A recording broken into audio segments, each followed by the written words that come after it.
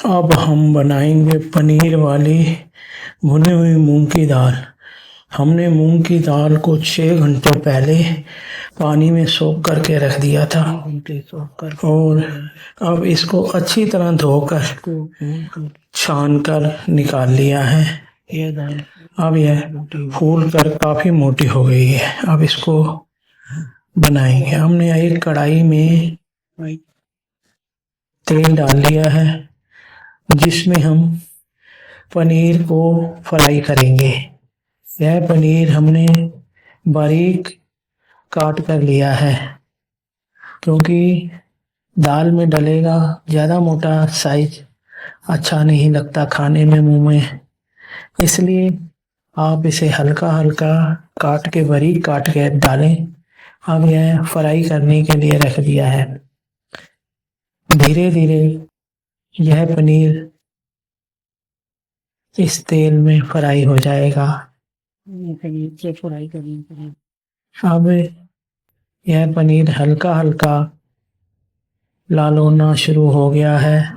अब यह बिल्कुल लाल हो गया। अब इसको हम एक पानी के बर्तन में पानी डाल के उसमें निकाल देंगे, जिससे यह मुलायम ही रहेगा, टाइट नहीं होगा। अब इसको हमने एक पानी के बर्तन में निकाल लिया है और एक कढ़ाई को गैस के ऊपर रखा है जिसमें हमने थोड़ा सा तेल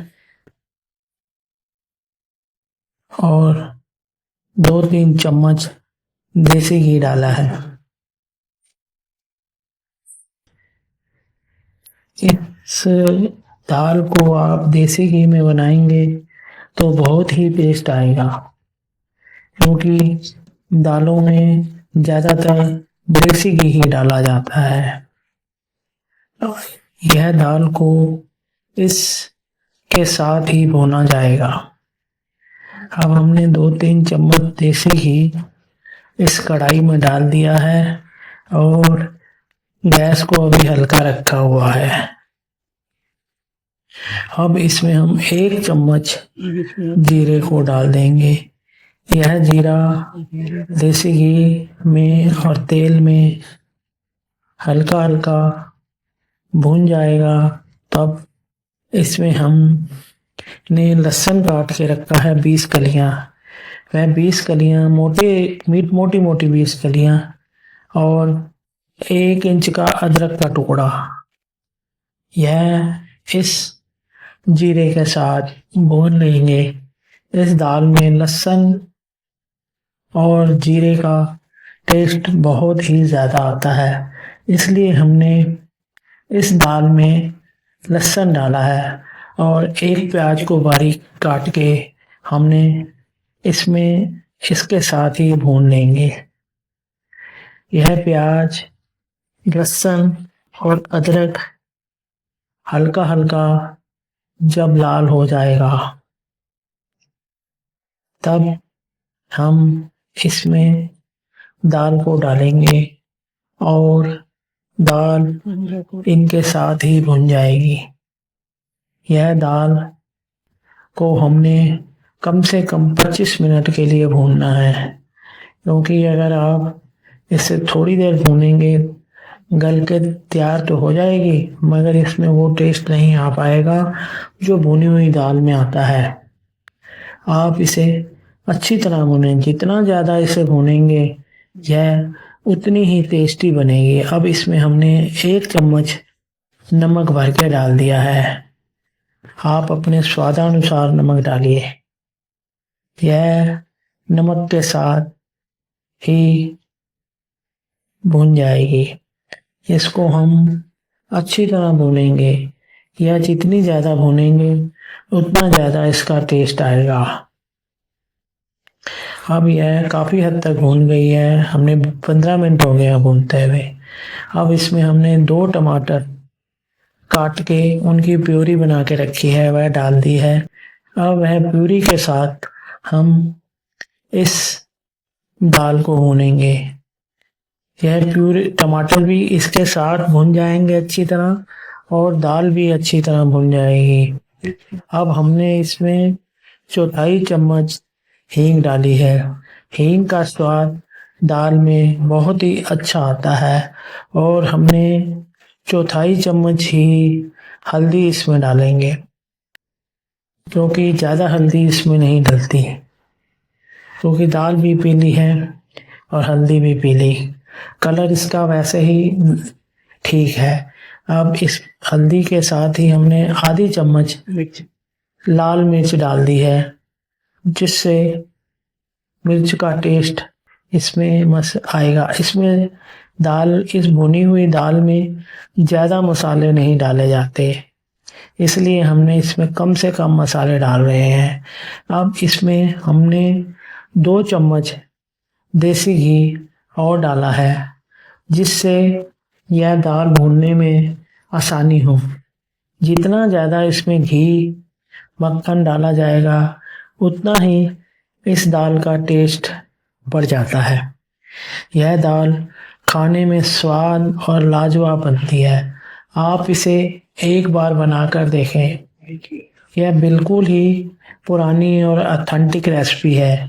इसमें हमने जो पनीर को सोक करके फ्राई करके रखा था, वह अब डाल दिया है। वह पनीर का स्वाद और इस दाल का स्वाद मिलकर आपस में बहुत ही अच्छा कॉम्बिनेशन बनाते हैं। यह खाने में स्वाद और लाजवाब रेसिपी है।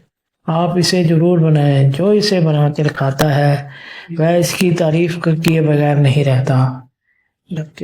आप अब हमने इसको 5 मिनट के लिए ढककर रखा था और यह अब दाल पूर्ण रूप से तैयार हो गई है। मगर इसमें हम एक तड़का लगाएंगे। अब हमने एक तड़का पैन में देसी घी और 30-40 ग्राम मक्खन डाल दिया है। मक्खन और देसी घी का तड़का दाल में बहुत ही स्वाद आता है। यह रेसिपी लाजवाब हो जाती है, खाने में स्वाद और लाजवाब। अब मक्खन और घी हल्का हल्का गर्म हो गया है। अब हमने इसमें 1 चम्मच जीरा डाल दिया है। इस दाल में जीरे का टेस्ट बहुत ही ज़्यादा अच्छा आता है।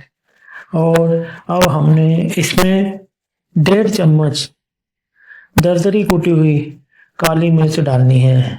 मिर्च हमने पहले इसीलिए आधा चम्मच डाली थी कि काली मिर्च हमने बाद में तड़के में डालनी है, जो इसमें मिर्च का टेस्ट पूरा कर देगी। और आप इसे अगर ज़्यादा डालना चाहते हैं तो आप ज़्यादा भी डाल सकते हैं। आप अपने स्वादानुसार कम डालना चाहते हैं तो आप इसे कम डाल सकते हैं। यह अब जीरा और काली मिर्च अच्छी तरह भुन गई है। इसमें अब इसको हम दाल के ऊपर डाल देंगे तड़का। और यह तड़का बन गया है। दाल के ऊपर डालने से इस दाल का लेवल अपने अलग ही लेवल पे पहुंच जाएगा। यह खाने में स्वाद और लाजवाब रेसिपी है। आप इसे एक बार जरूर बनाएं। इसको जितना ज़्यादा भूना जाता है उतना ही टेस्ट आता है। इसे आप जो फुर्सत के टाइम पे बनाएं, क्योंकि इसे में भुनाई काफ़ी ज़्यादा करनी पड़ती है। यह अब तैयार हो चुकी है। आप देखिए ये कितनी लाजवाब और सुंदर लग रही है। जिसे भी आप एक बार खिलाएंगे वह आपसे दूसरी बार ज़रूर मांगेगा। आप इसे एक बार घर में बनाएं और खाएं और घर में सबकी तारीफ पाएं। जो इसे एक बार बना लेता है वह ज़रूर बनाता है दोबारा। यह खाने में स्वाद और लाजवाब है। आप इसे बनाएं और खाएं।